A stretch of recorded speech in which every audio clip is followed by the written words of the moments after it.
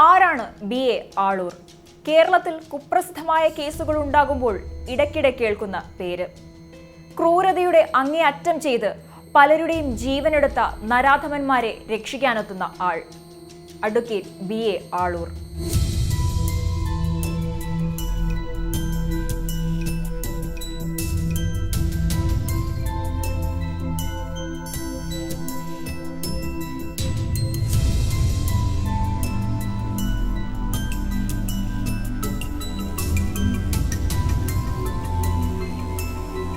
സൗമ്യ വധക്കേസിൽ ഗോവിന്ദചാമിക്ക് വേണ്ടി വാദിക്കാനെത്തുമ്പോഴാണ് മലയാളികൾ BA ആളൂർ എന്ന പേര് ശ്രദ്ധിക്കുന്നത്.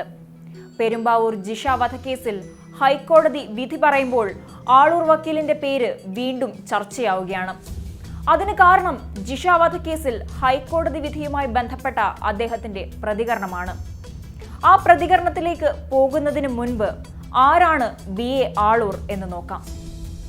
BA ആളൂർ എന്ന ബിജു ആന്റണി ആളൂർ കേരളം ഞെട്ടിത്തെരിച്ചുപോയ 2011 സൗമ്യ എന്ന പെൺകുട്ടിയുടെ ക്രൂരമായ കൊലപാതകത്തിൽ പ്രതി ഗോവിന്ദചാമിക്ക് വേണ്ടി ആളൂർ വക്കീൽ ഹാജരാകുമ്പോഴാണ് കേരളം ആ അഭിഭാഷകനെ ശ്രദ്ധിച്ചത്. മനുഷ്യ മനസാക്ഷിയെ ഞെട്ടിച്ച നിരവധി കുറ്റകൃത്യങ്ങളിൽ പ്രതികൾക്കായി ആളൂർ പലതവണ വക്കാലത്ത് സ്വമേധയാ ഏറ്റെടുത്തിട്ടുണ്ട്. എന്നാൽ ഇതിന് പിന്നിൽ കുപ്രസിദ്ധി നേടാനുള്ള നീക്കമാണെന്ന തരത്തിൽ പല വിധത്തിലുള്ള അഭിപ്രായങ്ങൾ ഉയർന്നു വന്നിട്ടുമുണ്ട്. കൊല്ലം കൊട്ടാരക്കര താലൂക്ക് ആശുപത്രിയിൽ ജോലിക്കിടെ ഡോക്ടർ വന്ദനാദാസിനെ ക്രൂരമായി കൊലപ്പെടുത്തിയ കേസിലെ പ്രതി സന്ദീപിന് വേണ്ടി ഹാജരായതും അഡ്വക്കേറ്റ് BA ആളൂരായിരുന്നു. കേരളത്തെ നടുക്കിയ നരബലി കേസിൽ പ്രതിഭാഗത്തിനായി ഹാജരായതും അഡ്വക്കേറ്റ് ആളൂർ തന്നെയാണ്.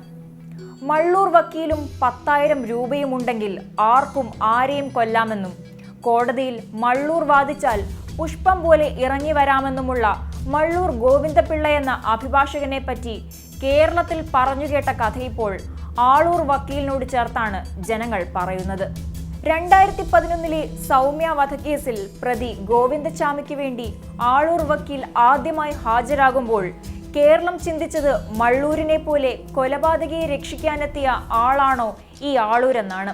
ഇന്ന് ജിഷ വധക്കേസ് വിധിയിൽ പ്രതി അമീറുൽ ഇസ്ലാമിന് വധശിക്ഷ ഹൈക്കോടതി ഉറപ്പിച്ചപ്പോൾ പ്രതിഭാഗം അഭിഭാഷകൻ കൂടിയായ ആളൂരിന്റെ പ്രതികരണം ഇങ്ങനെയായിരുന്നു. ഒരു പ്രതിഭാഗം അഭിഭാഷകൻ എന്ന നിലയിൽ ഈ പ്രതിയുടെ കേസ് പ്രധാനമായിട്ടും കീഴ്ക്കോടതിയിൽ നടത്തിയത് ഞാനായിരുന്നു. ആ കാരണങ്ങൾ കൊണ്ട് തന്നെ ഈ അപ്പീൽ കൊടുക്കാനായിട്ട് പ്രതിയുടെ സഹോദരനും മറ്റൊരു സംഘടന വ്യക്തിയുമാണ് എന്നെ സമീപിച്ചത്. അതനുസരിച്ച് ഞാൻ അപ്പീൽ ഫയൽ ചെയ്തു. അപ്പീലിലെ വാദം പൂർത്തിയായതിനു ശേഷം ഇന്ന് കോടതി വിധി പറയുകയാണ് ചെയ്തത്. അങ്ങനെ വിധി പറഞ്ഞ കേസിലെ ഇനിയും പല കാര്യങ്ങൾ പരിഗണിക്കാനുണ്ട്. ആ കാരണങ്ങൾ കൊണ്ട് തന്നെ ഈ അപ്പീലിലുള്ള എല്ലാ വാദങ്ങളും വീണ്ടും ബഹുമാനപ്പെട്ട സുപ്രീം കോടതിയെ പരിഗണിക്കണം. അപ്പോൾ ഒരു അപ്പീൽ നൽകിയാൽ മാത്രമേ അത് പരിഗണിക്കുകയുള്ളൂ. അതുമായി ബന്ധപ്പെട്ട് ഈ പറയുന്ന വ്യക്തിയുടെ സഹോദരനും അതുപോലെ തന്നെ ഒരു സംഘടനാ പ്രവർത്തകനും അവരുടെ നാട്ടുകാരുമായിട്ടുള്ള വ്യക്തികളെ സമീപിച്ചതനുസരിച്ച് ഈ മുന്നോട്ടുള്ള പ്രയാണങ്ങൾ ഉണ്ടാകും എന്നുള്ളതാണ്. തീർച്ചയായിട്ടും അപ്പീൽ നൽകുന്നതാണ്. അപ്പീൽ നൽകുക എന്നുള്ളത് ഒരു വ്യക്തിയുടെ അവകാശമാണ്. ഇതിൽ സാധാരണയായി നമ്മൾ കാണുന്നത് സാഹചര്യ തെളിവുകൾ കൊണ്ട് വെച്ച് മാത്രം ഒരു പ്രതിയെ ശിക്ഷിക്കാനാവില്ല. ഗോവിന്ദചാമിയുടെ കേസിൽ നമ്മൾ കണ്ടതാണ് 100% 101% കേസുകൾ ഉണ്ടെങ്കിലേ ഒരാളെ ചുക്കിക്കൊല്ലാൻ സാധിക്കുകയുള്ളൂ. ആ 101% തെളിവിലേക്ക് ഒരിക്കലും പ്രോസിക്യൂഷൻ എത്തിച്ചേരാൻ സാധിക്കില്ല. ഇതിലെ സാഹചര്യ തെളിവുകളും ശാസ്ത്രീയ തെളിവുകളും അതൊരിക്കലും പ്രതിക്ക് എതിരല്ല. പ്രതി അവിടെ ഉണ്ടായിരുന്നു എന്നുള്ളത് കാണിക്കാനുള്ള ഒരു സാഹചര്യ തെളിവുകളും ഒരു പക്ഷേ പ്രോസിക്യൂഷനെ അവിടെ നിരത്താൻ സാധിക്കില്ല. അത് ലാസ്റ്റ് എവിഡൻസ് എന്ന പ്രോസിക്യൂഷൻ ആവശ്യപ്പെടുന്ന തെളിവുകളോ ആ നാട്ടുകാരൻ എന്ന് പറയുന്ന ചില വ്യക്തികളുടെ തെളിവുകളോ ഈ 2 തെളിവുകളും മാത്രം വെച്ചുകൊണ്ട് ഒരു പ്രതി ഈ സംഭവ സ്ഥലത്ത് ഉണ്ടായിരുന്നു എന്നും ഈ കുറ്റത്തിൽ പങ്കാളിയായി എന്നും തെളിയിക്കാൻ പ്രോസിക്യൂഷന് സാധിക്കില്ല. എന്നാൽ പ്രതി പറയുന്നത് പോലെ അമീറുൽ ഇസ്ലാം അല്ല, അനാറുൽ ഇസ്ലാമാണ് ഈ കൊലപാതകം ചെയ്തത്, അവൻ അവിടെ ഉണ്ടായിരുന്നു, അവനാണ് ഇതിനുള്ളിൽ കയറിപ്പോയത്, അവനാണ് കുറ്റം ചെയ്തത് എന്ന് പ്രതി പറയുമ്പോൾ പ്രതിയെ സാക്ഷിയാക്കുകയും അനാറുൽ ഇസ്ലാമിനെ അന്വേഷിക്കുകയുമാണ് കോടതി യുടെ റിപ്പോർട്ട് പ്രകാരം വേണ്ടത്. അതാണ് പ്രോസിക്യൂഷൻ ചെയ്യേണ്ടത്, അതാണ് പോലീസ് ചെയ്യേണ്ടത്.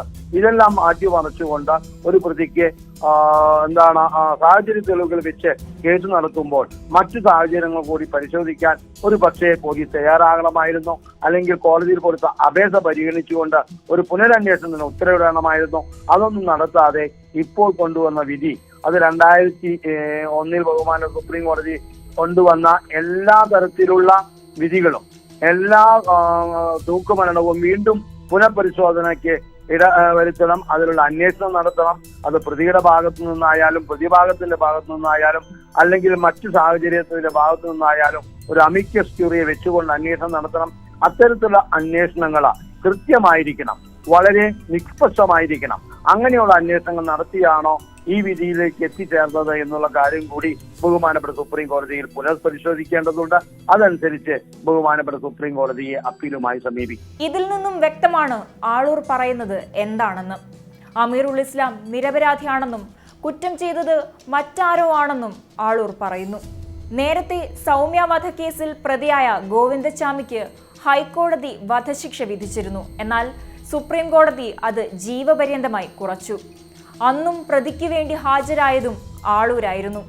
തൃശൂർ സ്വദേശിയാണ് ബിജു ആന്റണി ആളൂർ എന്ന BA ആളൂർ. പ്രീ ഡിഗ്രി വരെ കേരളത്തിലുണ്ടായിരുന്നു. തൃശൂർ സെന്റ് തോമസ് കോളേജിലായിരുന്നു പഠനം. കേരളത്തിൽ നിന്ന് പൂനെയിലേക്ക് പോയതാണ് ആളൂരിന്റെ ജീവിതം മാറ്റിമറിച്ചതെന്ന് പറയാം. നിയമബിരുദം സ്വന്തമാക്കുന്നത് അവിടെ വെച്ചാണ്. പിന്നീട് സഹോദരനൊപ്പം ഏതാണ്ട് 1 ദശാബ്ദത്തോളം പൂനെയിൽ തന്നെ. 1999 ആളൂർ അഭിഭാഷകനായി എൻറോൾ ചെയ്യുന്നത്. 4 വർഷത്തോളം കേരളത്തിലെ വിവിധ കോടതികളിൽ പ്രാക്ടീസ് ചെയ്തു. ക്രിമിനൽ കേസുകൾ തന്നെയായിരുന്നു പ്രധാനം. കേരളത്തിൽ നിന്ന് വീണ്ടും പൂനെയിലെത്തി. എല്ലായിടത്തും ആളൂർ ഹാജരായത് കൊടും ക്രിമിനലുകൾക്ക് വേണ്ടിയായിരുന്നു. മിക്ക കേസുകളിലും വിജയം ആളൂരിനൊപ്പം തന്നെ നിന്നു. പോലീസ് പിടിയിലായ അധോലോക നായകൻ ചോട്ടാരാജന്റെ കേസുകളും നോക്കുന്നത് BA ആളൂർ തന്നെയായിരുന്നു. ഇത്തരം കാര്യങ്ങൾ കൊണ്ട് തന്നെ പലരും ആളൂരിനെ സംശയത്തോടെയാണ് വീക്ഷിച്ചിരുന്നത്. അധോലോക ബന്ധമുണ്ടെന്ന് പോലും പലരും ആക്ഷേപം ഉന്നയിക്കുന്നുണ്ട്. 500-ലേറെ മോഷണങ്ങൾ നടത്തിയ കുപ്രസിദ്ധ മോഷ്ടാവായ ബണ്ടി ചോർ എന്ന ദേവീന്ദർ സിംഗിന്റെ അഭിഭാഷകനും ആളൂറായിരുന്നു. സ്വർണം കൊണ്ടുള്ള ഷർട്ട് ധരിച്ച് ശ്രദ്ധ പിടിച്ചു പറ്റിയ വ്യവസായിയായിരുന്നു ദത്തത്രേയ ഫൂഗ്. അയാൾ കൊല്ലപ്പെട്ടപ്പോൾ ആ കേസിലും പ്രതികൾക്ക് വേണ്ടി ആളൂരാണ് ഹാജരായത്.